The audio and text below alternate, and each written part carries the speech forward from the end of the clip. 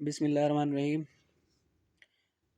सबसे पहले आज हम न्यूमेरिकल को सॉल्व करने से पहले हम देख लेंगे कि लिमिटिंग रिएक्टेंट्स होते क्या हैं।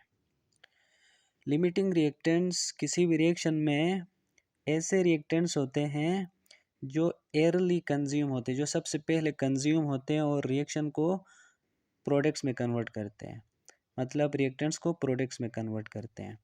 तो such a reactant that is completely consumed first in a reaction, यानी लिमिटिंग रिएक्टेंट वो रिएक्टेंट होता है जो केमिकल रिएक्शन में सबसे पहले कंज्यूम होता है, उसको लिमिटिंग रिएक्टेंट कहते हैं। अब इसके कुछ स्टेप्स हैं how to find limiting reactant. तो पहला स्टेप ये है कि calculate the moles of reactant. पहले स्टेप में हम मोल्स को फाइंड करेंगे। सेकंड स्टेप जो होगा moles of reactants divided by stoichiometric coefficient of reactants. दूसरा जो स्टेप है मोल्स को डिवाइड करेंगे स्टाइकोमेट्रिक कोएफिशिएंट ऑफ रिएक्टेंट्स। अब स्टाइकोमेट्रिक कोएफिशिएंट ऑफ रिएक्टेंट होता क्या है। सपोज करिए ये देखें, ये हमारे पास एक रिएक्शन है जिंक प्लस सल्फर। जब ये दोनों रिएक्ट करेंगे तो जिंक सल्फाइड बनता है। तो अब हम क्या करेंगे, इसको बैलेंस इक्वेशन में कन्वर्ट करेंगे। अब देखें वन जिंक है वन सल्फर है, तो क्या करता है ये जिंक सल्फाइड बनाता है। तो यहाँ पे ये जो कोफिशिएंट है इसको कहते हैं स्टाइकोमेट्रिक कोफिशिएंट ऑफ रिएक्टेंट, और ये कोफिशिएंट ऑफ रिएक्टेंट जो है स्टाइकोमेट्रिक कोफिशिएंट ऑफ रिएक्टेंट कहते हैं, जो कि रिएक्टेंट्स और प्रोडक्ट्स में बैलेंस इक्वेशन के लिए इस्तेमाल होता है।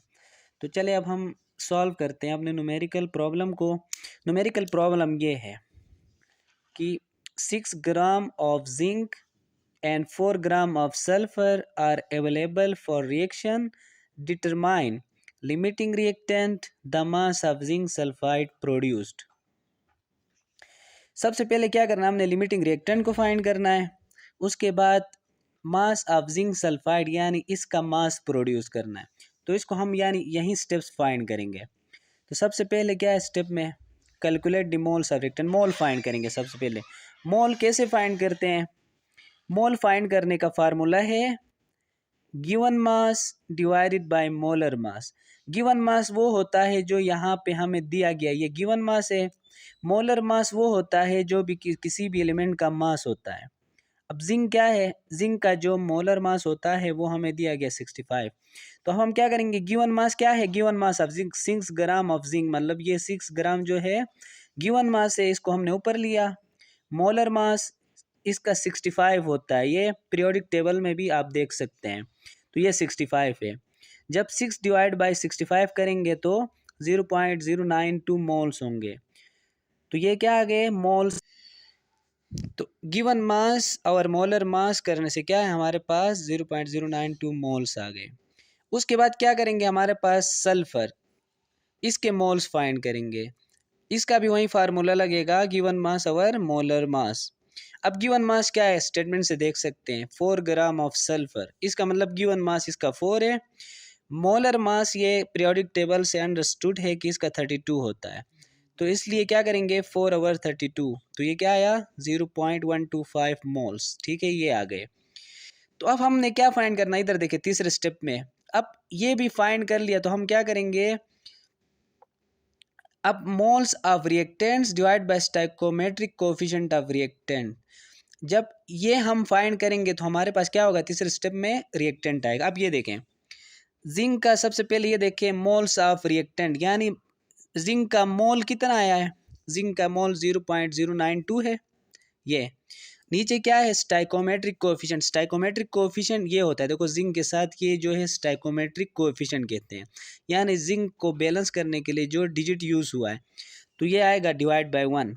ठीक है, यानी इस फार्मूले को यूज किया हमने। ऊपर क्या आ गए मोल्स आ गए, नीचे क्या आ गया कोएफिशिएंट आ गया ये। तो 0.092 ओवर 1 करेंगे तो जब कैलकुलेटर यूज करेंगे तो ये आंसर आएगा। उसके बाद सल्फर को के लिए हम फाइंड करेंगे तो यही फार्मूला यूज करेंगे moles of reactant. Mole of reactant क्या है, ये आया है 0.125 मोल्स आए हैं। और स्टाइकोमेट्रिक कोएफिशिएंट, अब सल्फर का स्टाइकोमेट्रिक कोएफिशिएंट ये है, तो क्या करेंगे हम इसको इससे डिवाइड करेंगे तो 0.125 आया। तो यानी सेकंड स्टेप हमारा क्लियर हो गया। अब थर्ड स्टेप में हम ये आइडेंटिफाई करेंगे कि लिमिटिंग रिएक्टेंट कौन सा है। हमने देखें क्योंकि ये वैल्यू जो होती है इससे छोटी आ गई, इसलिए ये लिमिटिंग रिएक्टेंट हो गया। इसका मतलब हमारा पहला जो पार्ट है यहाँ आप देख सकते हैं कि लिमिटिंग रिएक्टेंट, तो लिहाजा पहले स्टेप में हमारा लिमिटिंग रिएक्टेंट कौन सा हो गया, zinc is a limiting reactant. तो आप यहाँ लिख सकते हैं जिंक इज लिमिटिंग रिएक्टेंट। तो जिंक पहला पार्ट हमारा सॉल्व हो गया।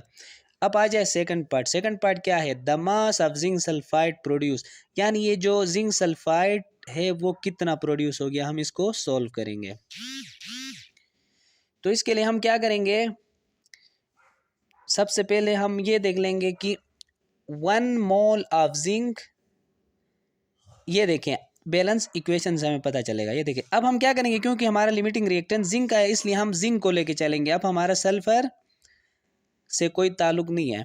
तो अब हमने क्या देखना है, इधर देखिए 1 मोल ऑफ जिंक प्रोड्यूस कर रहा है 1 मोल ऑफ जिंक सल्फाइड, यानी जिंक का 1 मोल प्रोड्यूस कर रहा है 1 मोल जिंक सल्फाइड का।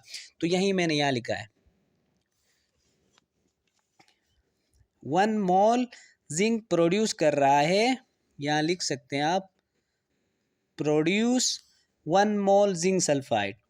तो अब उसके बाद हम क्या करेंगे, जिंक सल्फाइड इसका मोलर मास निकालेंगे। मोलर मास क्या होता है, जिंक का मास प्लस सल्फर का मास। जिंक का मास हमने पहले भी बताया 65 होता है और सल्फर का जो मास होता है वो 32 होता है।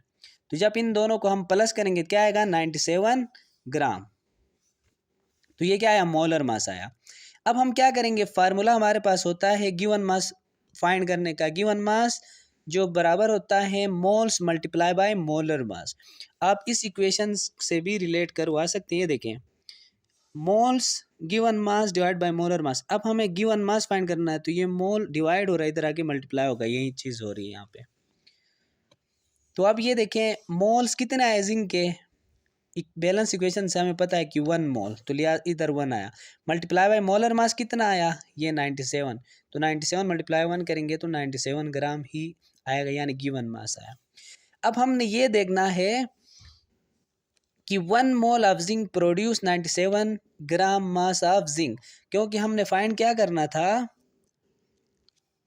The mass of zinc sulphide, यानी जिंक सल्फाइड का मास प्रोड्यूस करना था। तो लिहाजा हमें क्या दिया गया, ये देखें 1 mole of zinc produce 97 gram mass of zinc. ये देखें 97 ग्राम, यानी 1 मोल जिंक जो प्रोड्यूस कर रहा है 97 ग्राम मास प्रोड्यूस कर रहा है जिंक का।